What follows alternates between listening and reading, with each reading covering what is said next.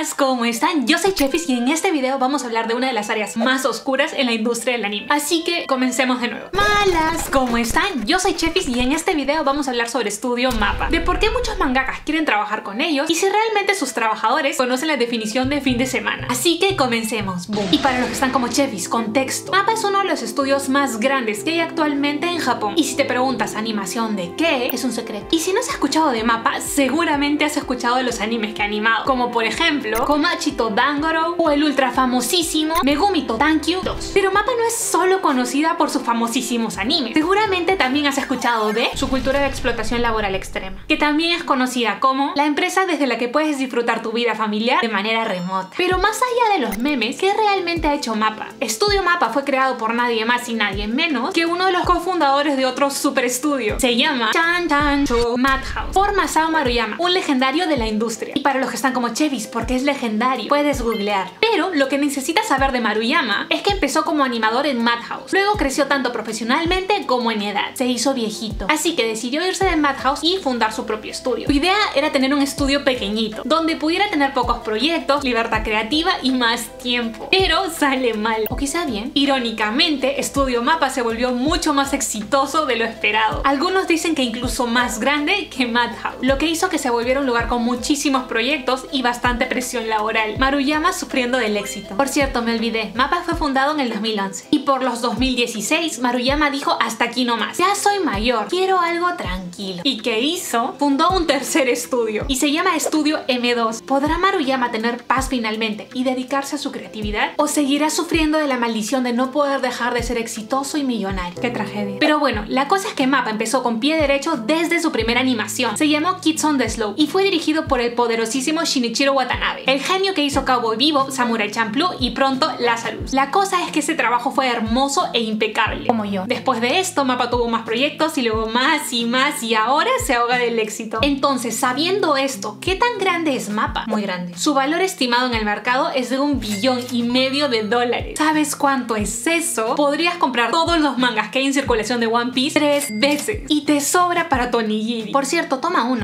Pero vamos a lo interesante. ¿Qué cosas buenas y malas ha hecho Mappa para llegar donde está? ¿Quieren que empiece por lo bueno o por lo malo? Gato-chan dice por lo bueno, para que lo malo se sienta después peor. Entonces empecémoslo contando de una manera normalmente feliz. Mappa es conocido por atreverse y ser innovador, pero no innovador malo, como pizza con sandía, sino innovador bueno, como los memes de gatos. Ellos mismos dicen que por ser un estudio joven siempre están explorando y probando cosas nuevas. Un ejemplo sería el caso de Chainsaw Man, donde apostaron todo por hacer una animación completamente diferente. Esto a muchos les pareció cine y lo amaron, pero otros lo odiaron, como en la mayoría de Japón. Por otro lado también está Yuri on Ice, una de sus primeras animaciones que recibió varios premios por lo bueno y aceptado que fue. Esto hizo que tuviera reconocimiento internacional, porque hasta ese momento sí era conocido, pero más que nada en Japón. Y hablando de Yuri on Ice, no podemos dejar de hablar de su película, Ice Adolescent, que se nos anunció en el 2017 y su fecha de estreno hasta el día de hoy no se ha movido. Siempre será algún día. El director dijo que a pesar que el anime fue súper popular, le trajo muy pocos dineros a Mappa. ¿Cómo es eso posible? Lo bueno es que hasta ahora el proyecto no se ha cancelado. La esperanza se mantiene viva. Incluso en la web de Yuri on Ice decían cosas como disculpa por la demora y que en algún momento sacaremos la película. En otras palabras, mejor no esperes parado. Y por último, Mappa sabe que sigue creciendo como empresa. De hecho, ahora tiene muchos proyectos potencialmente buenos a la mano. Es por eso que el director contó que estaban buscando gente nueva y hasta dijo que han comprado una oficina enorme en Tokio para que sus trabajadores ya no duerman en el piso. Y ahora vamos con lo malo. Salió una noticia hace un tiempo que supuestamente un ex trabajador de Mappa se creó una cuenta de Twitter y empezó a contar sobre todas las condiciones que vivió cuando trabajaba allí. Y aquí viene el chisme. Pero antes, para todos los que quieren saber la cuenta del usuario para ver los posts, no se puede, ya lo intenté, es privado. Y si lo quieren agregar para ver si los acepta, también lo intenté, no me aceptó. Pero la noticia contaba las X, o sea los tweets de este supuesto trabajador, y decía que Mappa es de las empresas que se tira el piso en cuanto a sus precios cuando le toca hacer colaboraciones con empresas extranjeras. Es decir, cobraba menos de lo que pide el mercado para tener precios atractivos y ganarle a la competencia. Era como vender una playera marca Gucci a un precio puchi. Entonces esto hacía que los trabajadores de Mappa recibieran menos sueldo a pesar de la cantidad de horas que trabajaban. Mappa. Todo esto sin tomar en cuenta las condiciones en las que trabajaban, que según él eran condiciones tipo fábrica. ¿Y qué tipo de fábrica? Una fea. Pero no podemos comprobar que lo que dice esta cuenta sea realmente cierto, especialmente porque no podemos acceder a sus supuestos tweets y está en japonés. Luego de esto me puse a buscar más noticias sobre Mappa por todos lados y no encontré nada más en español ni en inglés. Luego la Chefis activó su modo stalker. Boom. Y con ayuda de una super VPN me fui hasta Japón y finalmente puse en práctica mis clases de japonés y encontré una web para conseguir trabajo en Japón. Ya saben, ese tipo de webs donde no solo ves ofertas de trabajo, sino que puedes ver los reviews de los ex trabajadores para que puedas leer si es recomendable trabajar allí o no. ¿Y quién creen que estaba? Chan, chan, chan. Estudio Mappa. La mayoría de los ex trabajadores puntúan su experiencia con un ranking de 1 a 5 estrellas. Y en cuanto a los ex trabajadores de Mappa, había algo random. Y era que el resultado mínimo era una estrella y el resultado máximo no era 4 ni 3, sino 3.7 estrellas. Precisión japonesa. Y en sus reseñas ponían cosas como: trabajar horas extras en Mappa está implícito quieras o no. Como tu mamá cuando te decía o lo haces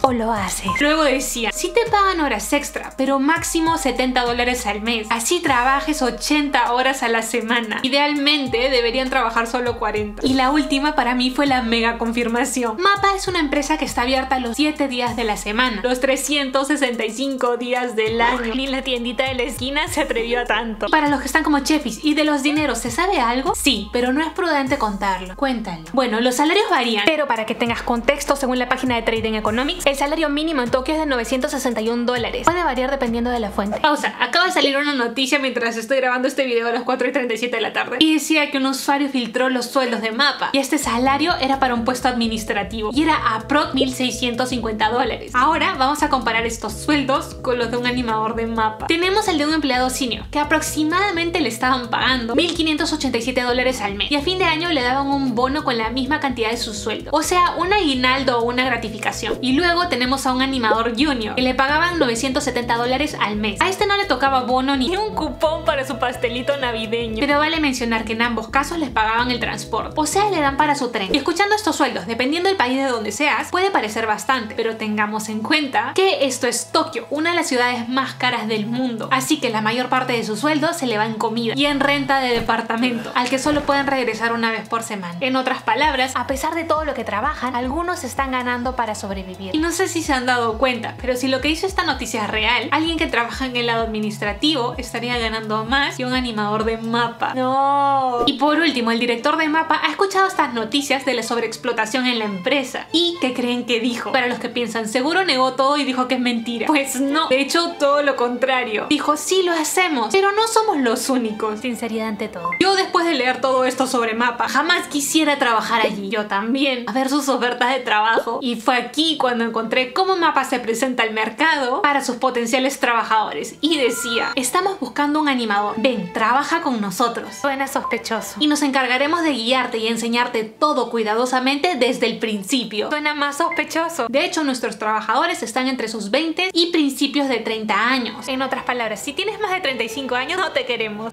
Y las personas que te guiarán y enseñarán todo son tus senpais de 30 años. El ambiente de la oficina es joven y por ende vivo y brillante. O sea que si no eres joven, estás muerto y opaco. Así que ven, trabaja con Mappa. ¿Dónde he oído esto antes?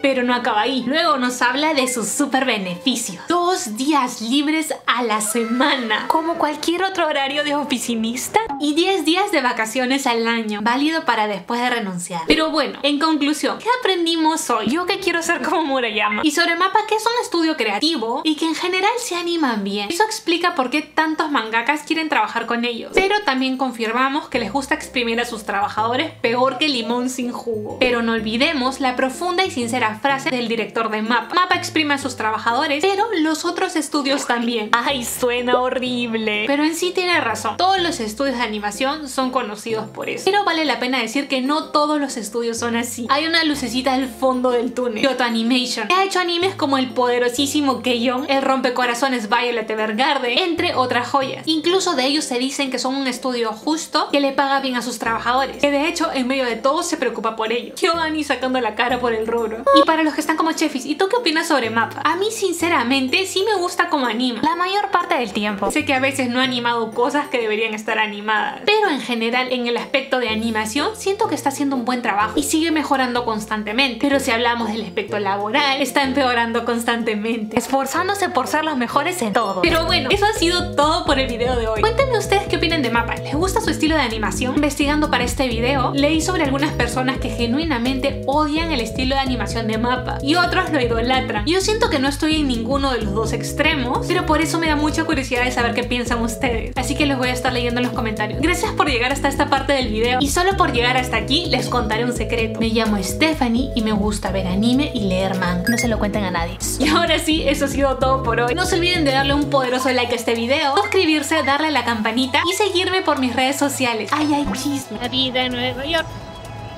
Basura por doquier. La vida en Nueva York. Basura.